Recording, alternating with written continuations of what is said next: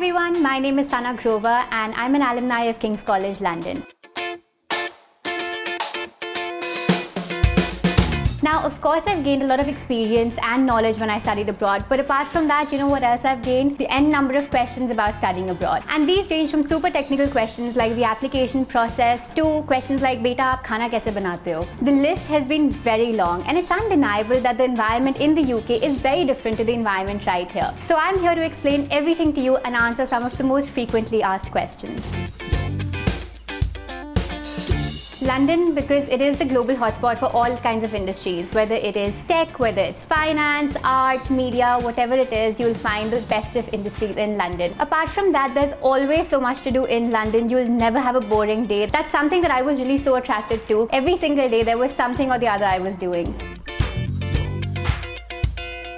London is definitely crazy about food, London is crazy about fashion, and London is crazy about different kinds of perspectives. You'll meet so many people with different ideas, with different kinds of thoughts. Everybody is very open and very receptive to the other person's thoughts, and the kind of art, the kind of culture that London has is incomparable. 3 great Indian restaurants. Well, there are too many to name, but let's see. I personally love Dishoom. Dishoom has the best pav bhaji. Then there is Masala Zone and there is Chowki Dhani. All 3 of them are my absolute favorites. Definitely the weather. The weather is something that takes a little bit of time to get used to because we're used to the heat over here, especially in Delhi or in Mumbai. But as you move to the UK, it does get very rainy. It is kind of gloomy as well sometimes. But that's the typical British weather, and it just takes a little bit of time, maybe a week or 2, and you'll be good to go. Indian festivals like Holi, Diwali, Janmashtami are celebrated, and there are so many people who come to attend these festivals. And especially in communities where there are a lot of Indians, you'll find there'll be huge celebrations, so many events, so many festivals. I went for Janmashtami, I went to ISKCON in Soho, and dude, the number of people, maddening, but it was so much fun. Definitely the campus. The campus is spread all across London, so in whatever part of the city you are, you'll have a King's campus to go to. Obviously, their infrastructure is amazing, the faculty is amazing. I also loved that my college had a bar inside of college, so the campus had like a huge bar. Everybody would come after classes, they would chill, they would have these nice football screenings as well. And of course, the views as well. No matter what class you're in, whatever classroom you're sitting in, when you look out the window, there'll always be a beautiful view. Couldn't get better. Definitely Kal Ho Na Ho, because that's basically how I was living for 1 year. Plan basically anything and everything that you possibly can. Do all the touristy things. That's what I did. When the month started, all of my weekends were already booked out with my friends. So maintain a to-do list so that you can fit in more, be intentional with your time, visit all of these nice places, eat a lot because there's so much that London has to offer. In fact, all of the UK. Make sure you experience all of these nice places. Wow. That's a tricky one, but I think the UK is crazy about all of these, and in that particular order: football, beer, and cricket. Homemade food, obviously. My nani makes the best food ever, so I obviously miss her homemade food. But I did have dehydrated packets that she made, so obviously a lifesaver. So when I was choosing my college, the first thing I wanted to keep in mind was obviously the course and the modules. So I made sure that whatever I am going ahead and studying is something that I'm really passionate about. So I studied global media industries, but in that, when I was shortlisting my modules, I made sure that those modules I will be able to put to use further in my life as well. Then second thing that I made sure was the location of the campus. King's has campuses all across London, so that was definitely a big plus for me. So for my LORs, I went to my undergrad head of department and the director of the college, and I asked them if they could write me an LOR, and they asked me what I had done, because sometimes they do end up, forgetting, because there are so many students. So I just quickly brushed them up on, things I've done during the 3 years that I was studying here, and they were kind enough to write me a very nice LOR. I also asked people I was interning for, and they were also kind enough to help me out with my LORs.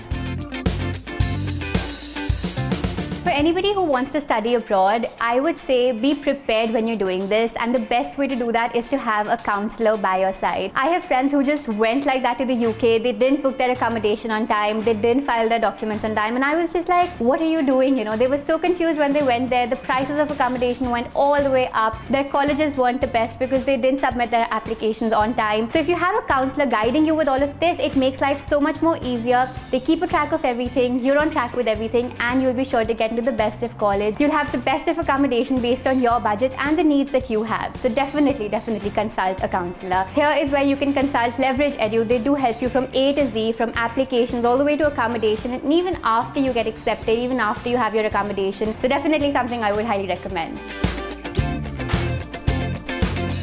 I can't live without. Well, I do have a whole folder called the UK on my phone, so let's just have a look together. City Mapper is one app that will really help you in the UK. It's better than Google Maps, to be honest. Gives you precise directions, tells you which tube to take or which bus to take and how much time it's going to take. Then there's Gorillas. Gorillas does food delivery, grocery delivery in under 10 minutes. So whatever you want, you'll have it in under 10 minutes. That is so cool. And then of course there's Deliveroo, again a food app, but you don't have Zomato or Swiggy there, so Deliveroo is your best bet, or Uber Eats.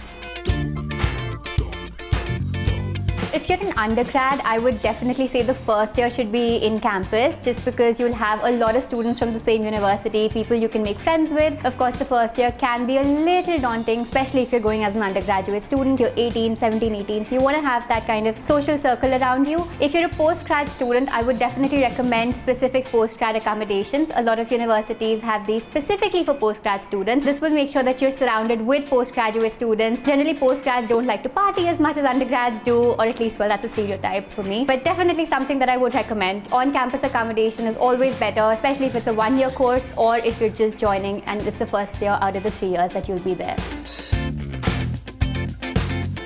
100% yes. In fact, on my way to college, every time that I'd go, I took the bus. It's called 87 to Aldwych. So that bus would take you through Trafalgar Square, it would take you through Charing Cross. If you've seen Namaste London, if you've seen all of these movies where London is shown, 100% like that. I used to feel like I'm straight in that movie, and especially if you use the double-decker bus, you sit on top, you'll feel like you're literally an actress in the movie.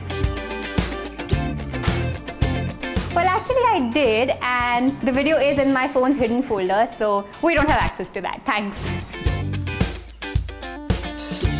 Well, to be honest, I knew nothing about cooking before I left, and my grandmother and Didi at home, both of them were like, you know what, you need a crash course. So one whole week I was learning how to make rotis. Never did I make a roti when I was there. Rice, of course, I knew, you know, the basics, a little bit of veggies, of course I knew, but I did carry a lot of dehydrated food packets. So a lot of companies will do these dehydrated packets. You can give your home cooked food to them. They will dehydrate, seal, they'll pack it up and they'll give it to you. And these come in really handy, especially on days when you don't feel like cooking, but you're craving home-cooked meals. Not at all. In fact, it only got better with the aesthetics and with, you know, London in the background and with so much variety of content, especially shooting vlogs. I think it just got a lot better in the UK. Well, tricky, but let's say breathtaking. London views are spectacular, they're stunning. Every single time I was out, I was just like, dude, somebody pinch me. I cannot believe I am staying there, sitting right next to Thames and having like a hot chocolate, or, you know, just having nice dinner with your friends. It was breathtaking. You know, it's not actually really difficult. Some people think that it's really difficult and it can get super scary, but to be honest, everybody is wanting to make friends. Everybody just wants the other person to be the first one to say, hey, do you want to go out? Do you want to chill someday? Be the one to do that, you know, be the first one to do it, and I am sure nobody will tell you that they don't want to hang out. Everybody's new there, everybody wants to make friends.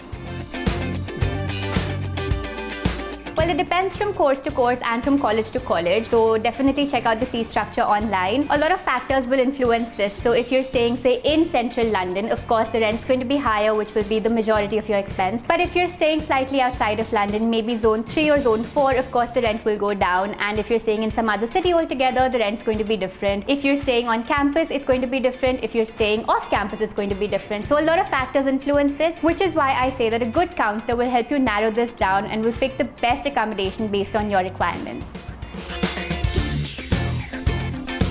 The tube and the bus. super efficient. London is known for its well-connected transport system, so definitely the tube or the bus. And my accommodation was really close to the bus and the tube station both. So again, when you're choosing your accommodation, make sure that travel, transport are also factors that you consider. Difficulties weren't too many, but if I really have to tell you, I would say time management is slightly tricky, especially when you're doing everything yourself, be it cooking, cleaning, studying, you want to go out, socialize with your friends, you want to meet other people, you want to experience the city as a whole, and you also have to study, of course. So with all of this combined, time management and prioritization can get tricky, but with time, you'll be able to ace it. Well, textbooks, I'm not sure if too many universities have nowadays because most of it is online. At least for me, it was mostly online. Health insurance, flights, other miscellaneous expenses are obviously additional, so you want to account for those. And a good counselor will give you a detailed list of items or other expenses that you might have to incur. I just miss the whole experience of, staying there, having that kind of freedom to go out whenever you want, do whatever you want, study, but also have, that free time, have your friends around you the entire time. I was at a student accommodation, so I had friends in the building 24/7. So there was never a boring moment. The city just has so many things to offer, the kind of people, the people you interact with, the library. In fact, King's has a beautiful, stunning library. It's called the Morgan Library, and they have a round reading room, which almost feels like you're in a movie. So I obviously miss that. This was a super fun session, and in the process of imparting everything I know, I ended up refreshing so many memories. My journey as a student abroad has definitely shaped who I am, and I hope to see you guys on the other side sharing your experiences just like me. I hope I answered your questions to the best of my abilities, and if there's anything more you'd like to know, drop a comment right down below and Leverage Edu will be there to help you out. If you enjoyed this video, make sure you give it a big thumbs up, leave your comments down below letting us know what other questions you have and what more videos you'd like to see. And if this is the first video you're watching over here, make sure you subscribe to the channel for more such informative videos. I'm going to be seeing you guys next time. Till then, bye-bye.